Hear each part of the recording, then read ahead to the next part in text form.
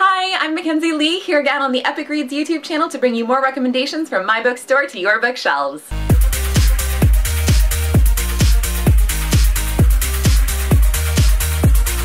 So June is Pride Month! Hooray! I would throw rainbow confetti, but I don't like vacuuming.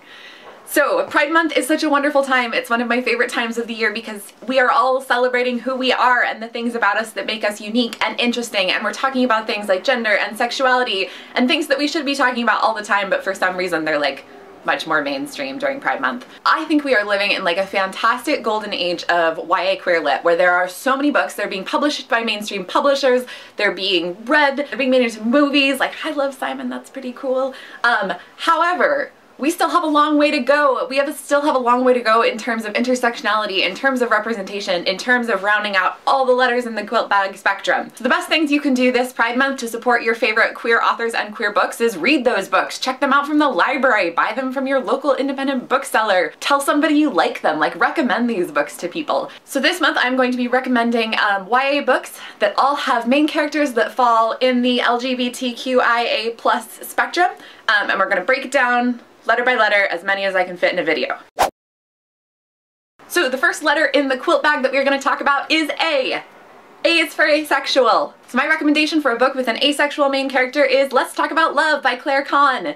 This book is lovely and delightful. It is about a girl named Alice who totally has her summer all planned out. It's going to be perfect, except then her girlfriend breaks up with her when she tells her she's asexual. So Alice is like prepared to have a rough summer of post-breakup, no love, I'm done with dating. And then she meets this really cute guy and his name is Takumi, and she's trying to navigate how to have a relationship with him when her last relationship, she was burned so badly when she told her partner she was asexual, coming to terms with her own identity. It's just like a really lovely kind of rom-com featuring an asexual biromantic character, which is pretty cool, and we don't have enough of those. And also she's black. Yay, intersectionality! That's Let's Talk About Love by Kahn. Two more really quick recommendations for books with asexual characters. Be on the lookout for Beneath the Citadel by Destiny Surya, which is coming out maybe this fall, I don't remember, but it's fantasy and it has a very diverse cast, including an asexual character. Also Radio Silence by Alice Osman, which is a book about two teens and their viral podcast, and it's pretty great.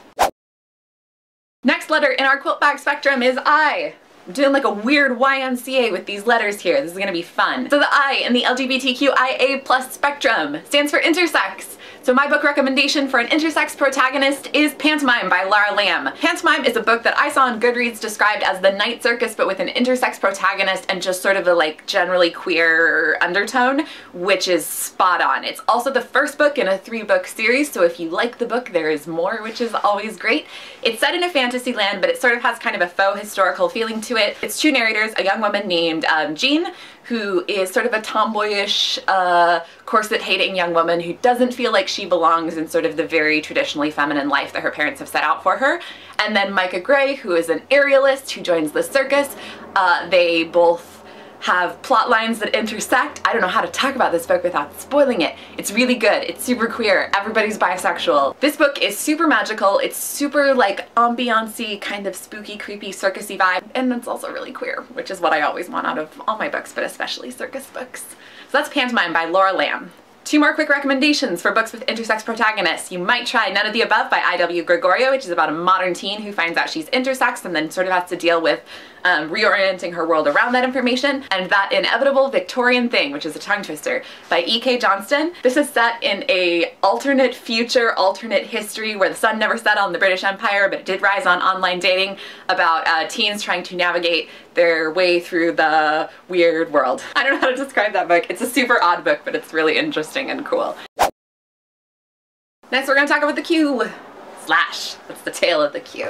Some people think it stands for queer. I'm going to take it as standing for questioning, because I think being a person who doesn't totally know where they fit into the LGBTQIA+ spectrum is something we don't talk about a lot, and sort of that experience of questioning who you are and your gender identity and your sexuality is something that I think is especially important for teenagers, but we don't always talk about it a lot because a lot of the time we want characters that have already found their letter and already found their niche and are very comfortable in that letter, and that's great and that's important, but also it's important to tell teens that like you can change your labels and you can figure things out and you can identify as one thing one day and then several days later be like, no, actually I think I identify as this instead. That's okay. The LGBTQIA letters things are not meant to restrict you. You don't have to like fit perfectly into one box or else you don't qualify for that. Like, oh man, this is a whole other topic that I'm having feelings about. So let's just go with Q, questioning. So my questioning recommendation is Look Both Ways by Allison Cherry. So this book is about a girl named Brooklyn. She is the daughter of a very famous actress, but she doesn't super want to do that theater thing, but her mom is like really into her doing that theater thing, so she gets cast in like a repertory Shakespeare festival for the summer. While she's there, Brooklyn hits it off with her roommate Zoe, and they have a relationship that Brooklyn isn't sure if it's like, is this a romantic relationship for me, or is this just like a really, really romantic, passionate friendship for me? So this book got kind of a bad rap when it was released because I think it got marketed as like, look at this delightful, happy bisexual love story, when really what it's a book about is that when you're a teenager, it's okay to experiment and it's okay to change your labels. And also I found it really gratifying as a book about how romantic and passionate friendships between women can often be, and how it can sometimes be hard to tell the difference between whether you're like romantically attracted to someone or just like friend romantically attracted to someone. I don't know if that makes sense. But also there's a lot of theater in this, which I love. Overall, this book is just really delightful, and I found it very validating in terms of the idea of you can change your labels, and the way you identify one day doesn't have to be the way you identify for the rest of your life. So let's Look Both Ways by Allison Cherry. Another great book for questioning readers is Ramona Blue by Julie Murphy, which is about a girl in small town Louisiana, I think, somewhere in the South. Her name's Ramona.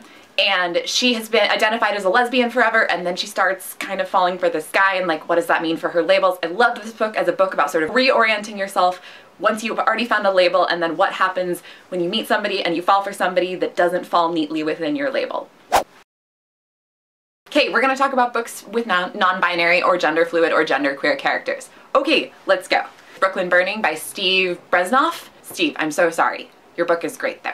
So Brooklyn Burning is a book about two non-gender specified characters named Kid and Scout who meet in Brooklyn in the aftermath of a fire that Kid is a suspect of. It's told in a lot of sort of like flashbacks. It's very kind of meandering and slowly comes together and then is like, oh my gosh. It's really moving, it's really powerful. It paints Brooklyn as a very, very compelling setting, and also is just really cool because you can really read whatever genders or non-genders you want to read onto these characters. So this book is one that I really like because you can sort of mold it however you need to read it, and whatever you need to read as a person right then, this book can be that for you. So that's Brooklyn Burning by Steve Brezhnev. Two more recommendations. The first one is The Art of Wishing by Lindsay Reeve. This is a genie book. It is a fantasy book, but the genie is gender fluid and pansexual because he has to inhabit a lot of bodies and a lot of different shapes and take a lot of forms depending on who his like person is at the time. And he talks about that, and he talks about, yeah, inhabiting a lot of bodies, which is pretty cool, and like something that, in spite of the fact that there's a lot of genie fiction, that's not something most genies talk about. My other recommendation is Like Water by Rebecca Potus, which is about a girl who's a performing mermaid in her town in New Mexico and also has a genderqueer love interest who over the course of the book is sort of coming to terms with what pronouns they want to use and how they identify and what it means to be genderqueer. So that's what I've got for you today for your first set of Pride Month recommendations. I'll be back in a couple of weeks with the rest of the letters in the quilt bag spectrum. For now, if you would like to talk about books, I love talking about books, please do it in the comments. I would love to hear your recommendations for other queer books, especially intersectional queer books. Tell me what books you're excited about that are coming up that have queer characters, books that you've read and really love that have queer characters. Don't forget to subscribe to Epic Reads on YouTube. You can find me at the Mackenzi Lee on Twitter and Instagram, and I will see you next time. Stay gay.